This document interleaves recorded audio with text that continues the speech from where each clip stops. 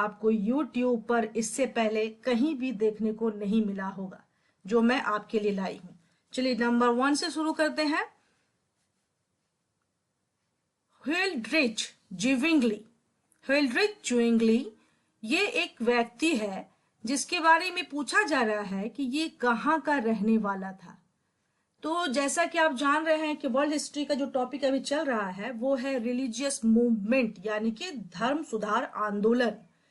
तो ये धर्म सुधार आंदोलन जो है यूरोप में जब चला तो ये एक ही जगह पर स्थिर नहीं रहा, बल्कि पूरे यूरोप में धीरे धीरे फैलता चला गया।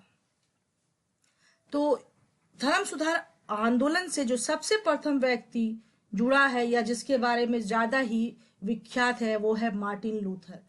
उन्होंने जो कार्य शुरू किया वो धीरे धीरे यूरोप में फैला और लोगों ने महसूस किया कि ईसाई रिलीजन में जितनी भी जो बातें हैं जो पॉप के द्वारा लागू की गई है समाज पर, उसकी क्या आवश्यकताएं हैं, क्या वो कन्वीनियंस है या नहीं है, या उसको ओबे करना चाहिए या नहीं। तो लोग इस बात पर सोचने लगे, क्योंकि इससे पहले उनके लिए सोचना भी मना था। वो क्या हो जाता था, धर्म विरुद्ध हो जाता था। उसके लिए फिर क्या होता था, पॉप वगैरह एक बैठक, एक समिति करती थी और उस व्यक्ति के खिलाफ फैसला सुनाती थी और उसे सजा तय करती थी उसके लिए। तो इस तरह से जो है ये, जैसे कि औद्योगिक क्रांति से पहले ही मैंने बताया है इंग्लैंड में शुरू हुआ, तो धर्म सुधार आंदोलन जो है आपका ये शुरू हुआ जर्मनी में। और जर्मनी से होते हुए ये कहाँ तक आया, ये सबसे उसका प्रमुख व्यक्ति अगर मार्टिन लूथर के बाद किसी का नाम लिया जाता है तो वो है ज्विंगली। और ये कहाँ के रहने वाले थे, ये थे स्विट्जरलैंड के रहने वाले।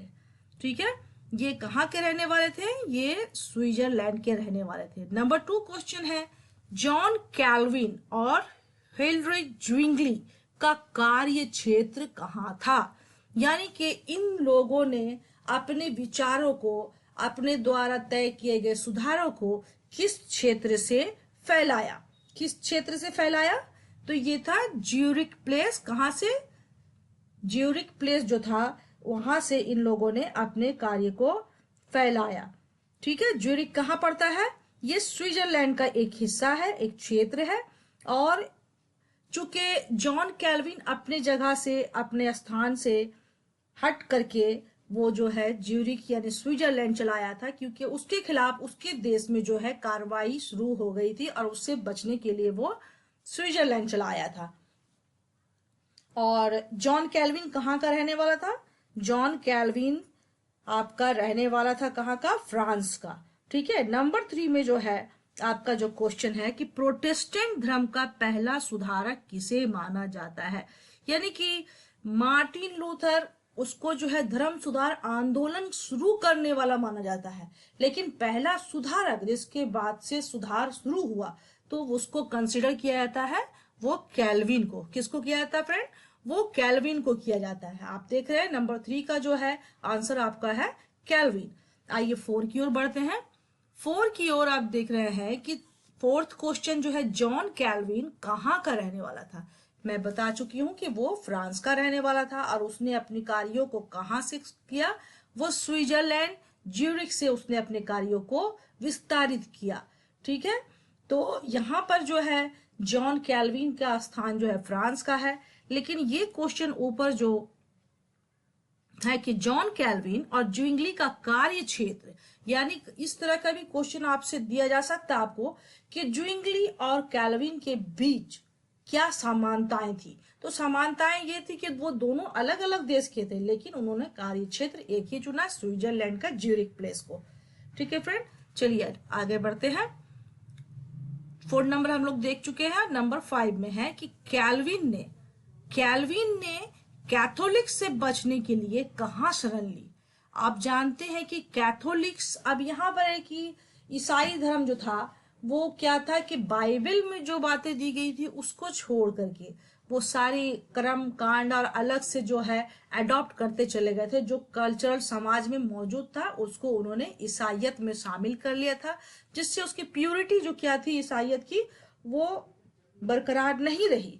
तो यहाँ पर है कि कैथोलिक्स, कैथोलिक्स के बारे में आपको ये समझना होगा। कैथोलिक्स क्या था? वो ऑर्थोडॉक्स, ईसाई में ये भी एक क्या है, ये एक उन लोगों का वर्ग है जो कि ऑर्थोडॉक्स होते हैं। ऑर्थोडॉक्स बहुत ही प्राचीन समय में चले आ रहे रीतियों को मानने वाले लोग कैथोलिक्स कहलाते हैं। और उनमें जो सुधार किया गया ना, तो सुधार किया गया तो उसको आप प्रोटेस्टेंट कह सकते हैं। प्रोटेस्टेंट मतलब उन्होंने प्रोटेस्ट करके नए नए विचारों को अपनाया और ईसाई धर्म में शामिल किया। ठीक है। कैथोलिक्स में क्या था कि वो क्या कहते थे कि जो भी फादर या जो भी साधु उनके सेंट है, उनको क्या है, विवाह नहीं करना चाहिए, उनको उपवास करना चाहिए, और उनके लिए बहुत सारी बाधाएं थी जो कि उनको बाउंड करता था, बांधता था एक जगह पर, एक उनके इर्द गिर्द एक दायरा बनाता था। तो ये प्रोटेस्टेंट धर्म जो है, जब मार्टिन लूथर ने जब ईसाइयत को अपनाया, क्योंकि मार्टिन लूथर जो क्या था ना, वो दूसरे धर्म का था, लेकिन जब उसने ईसाइयत को अपनाया और जब वो रोम गया, और रोम में जब वहां पर फादर और पॉप की स्थिति देखी और वो क्षमा पत्र बेचने का जो उसने वाक्य देखा, तो उसका क्या हुआ, ईसाइयत से मोह भंग हो गया और वो सोचने लगा है कि ईसाइयत तो ठीक है, बाइबल में जो बताई गई बात वो प्योर है, लेकिन जितनी भी चीज यहाँ पर समाज में लागू की गई है चर्च के द्वारा, पॉप के द्वारा, उसकी आवश्यकता इस धर्म को नहीं है। तो इसके खिलाफ उसने अपने क्या किया, अपने आवाज को बुलंद किया और अपनी विचारों को समाज में फैलाने लगा। तो यहाँ पर हो जाता है कि कैथोलिक से बचने के लिए, क्योंकि कोई भी जब ईसाई में कुछ नया चीज उसको लाने की कोशिश करता था या किसी प्राचीन परंपरा को तोड़ने की कोशिश करता था, तो वो लोग क्या करते थे, उस पर कार्रवाई करते थे। तो उनको क्या कहा गया, कैथोलिक्स। वो कैथोलिक्स थे और नए विचारों को अपनाने वाले और नए तरीके से ईसाई धर्म को देखने वाले वो प्रोटेस्टेंट कहलाए। नेक्स्ट क्वेश्चन है आपका नंबर 6। प्रोटेस्टेंट की सबसे ज्यादा प्रभाव वाली बुक, प्रभाव वाली मीन्स प्रभावशाली, माने उन्होंने बहुत सारी किताबों को तो अपनाया, लेकिन जिस किताब का समाज पे बहुत ज्यादा प्रभाव पड़ा, उस बुक का नाम क्या था? तो उस बुक का अगर आप नाम देखिएगा हिंदी में तो वो कहलाएगा ईसाई धर्म का संस्थान, लेकिन इंग्लिश में अगर आप देखते हैं तो उसका नाम होता है the institute of the Christian religion, the institute of the Christian religion. Number 6 का ये आंसर होता है। और ये बुक जो है कैल्विन वाद की पुस्तक थी, कैल्विन के द्वारा लिखी गई थी और इसे लिखा गया था, पब्लिश किया गया था 1536 में। कब? 1536 में। आइए नंबर 7 को देखते हैं। लूथर ने किस निबंध में लोगों को अपने शासक की आज्ञा मानने के लिए कहा? अब यहाँ बात हो जाता है कि लूथर जो एक समाज सुधारक था, जो एक धर्म सुधारक था, अब लूथर जो है ऐसी बात क्यों किया कि प्रजा को उसको अपने शासक की बातों को मानना चाहिए? तो यहाँ पर लूथर से एक गलती ये हो गई कि लूथर ने तो सुधार करने की कोशिश की, लेकिन उसको ऐसा महसूस हुआ कि बड़े बड़े जो वहाँ के जो जमींदार या जो शासक या जो राजा है, उनको अपने पक्ष में लिए बिना वो अपने कार्यों को नहीं कर सकता है। तो उसने क्या किया कि एक पुस्तक लिखी जिसका हिंदी नामकरण होता है राजनीतिक प्रभुत्व। तो इस पुस्तक में एक निबंध में उसने पक्ष लिया शासकों का कि प्रजा को जो है अपने शासक की बात माननी चाहिए, और राजा से उसने ये एक्सप्रेस किया कि आपको अपने धर्म और प्रजा के धर्म को मानने के लिए उन्मुक्त या मुक्त रहना चाहिए। तो यहाँ पर लूथर से गलती हो गई। लूथर ने जो ये कार्य किया, उसके बाद वहां के शासक, जो वहां के किसान जो प्रोटेस्ट कर रहे थे, बहुत ही निर्ममता से उसको उन लोगों ने दबा दिया। तो यहाँ पर लूथर का जो है थोड़ा सा प्रभाव वहां पर कम हो गया, क्योंकि लूथर के पक्ष लेने से ही राजा की जो है हिम्मत बढ़ गई थी। चलिए आइए नंबर 8 की तरफ देखते हैं। नंबर 8 में है आपका क्वेश्चन, उग्र समाजवादी सुधारक। उग्र समाजवादी सुधारक क्या कहलाते थे? मतलब कि समाज को सुधारना तो है, लेकिन उसके अंदर एक उग्र, एक क्रांति रहती थी। तो यहाँ पर आपने बताया आपको कि कैथोलिक ऑर्थोडॉक्स थे, जो प्रोटेस्ट कर रहे थे नए विचारों के लिए, वो क्या प्रोटेस्टेंट कहलाए। लेकिन जो एकदम ही बदल देना चाहते थे शक्ति के बल पर भी, उनको कहा गया उग्र समाजवादी सुधारक। तो इनका जो ग्रुप कहलाया एना बैप्टिस्ट। क्या कहलाया? एना बैप्टिस्ट। ठीक है, नंबर 9 की ओर चलते हैं। नंबर 9 में है प्रोटेस्टेंट। प्रोटेस्टेंट एक शब्द है।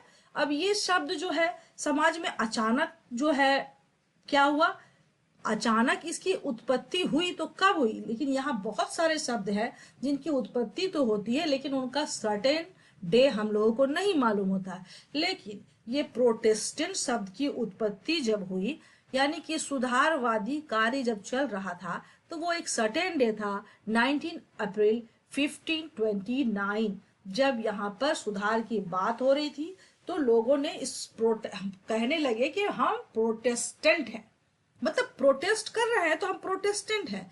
तो ये शब्द वहां से कैरी होकर के उस नए वर्ग का नाम, उस ग्रुप का नाम जो है प्रोटेस्टेंट रखा गया। और वहीं से ईसाइयत में एक और वर्ग पैदा हुई जिसको प्रोटेस्टेंट कहा जाने लगा। तो दोस्तों यहाँ पर आपको ये क्लियर हो गया कि प्रोटेस्टेंट एक शब्द जिसका सर्टेन डेट है 19 अप्रैल 1529। मैं दावा करती हूँ कि इस क्वेश्चन को आप YouTube पर ढूंढ लीजिए, कहीं पर भी आपको नहीं मिलेगा।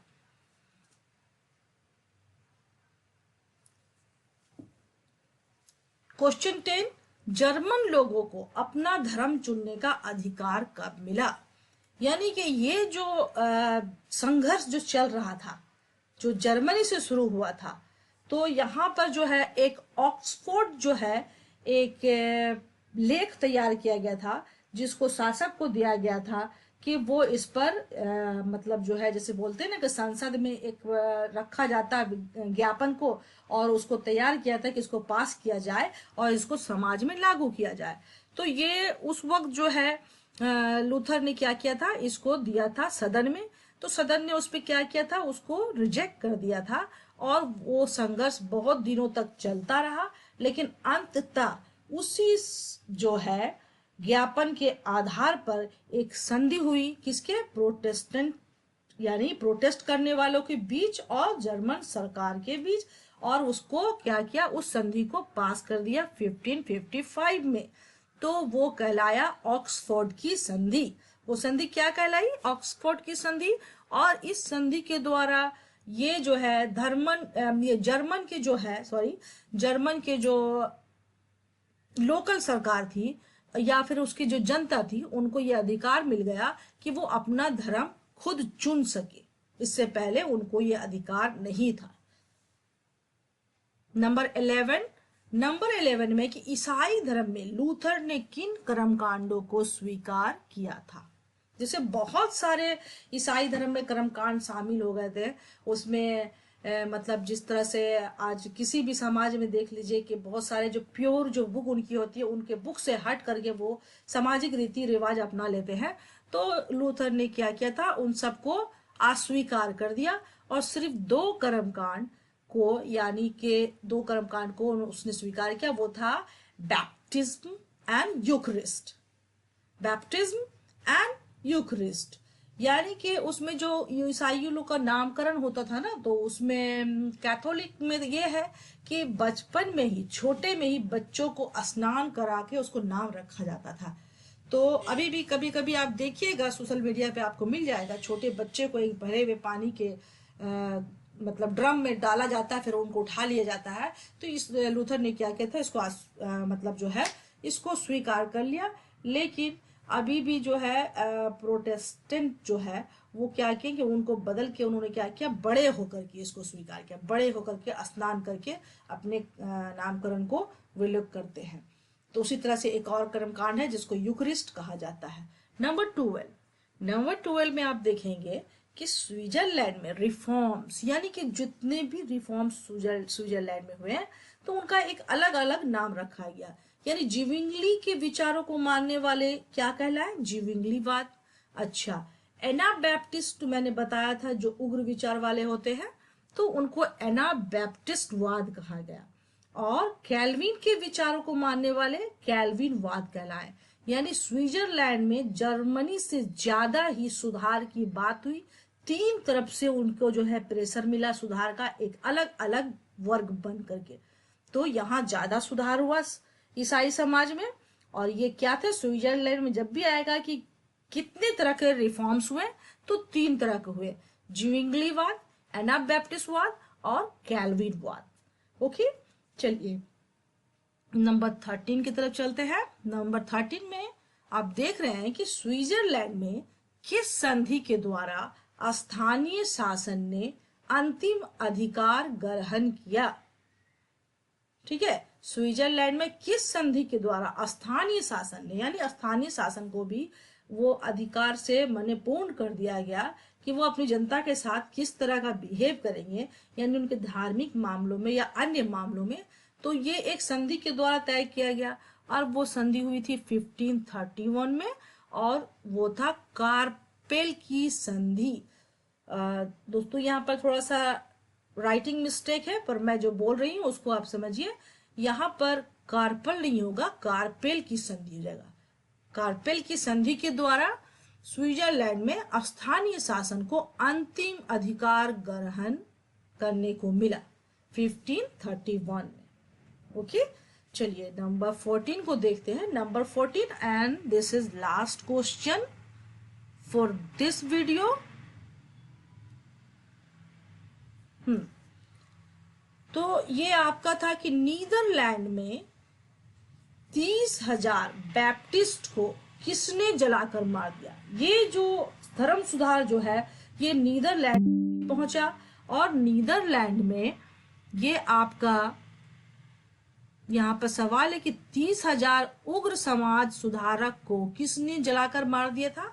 तो ये था नीदरलैंड का शासक चार्ल्स पंचम, चार्ल्स फिफ्थ या चार्ल्स पांचवा। ओके फ्रेंड, यहाँ पर एक क्वेश्चन है, पर उसका नेक्स्ट वीडियो हम जब बनाएंगे तो इसका उत्तर भी दे देंगे आपको।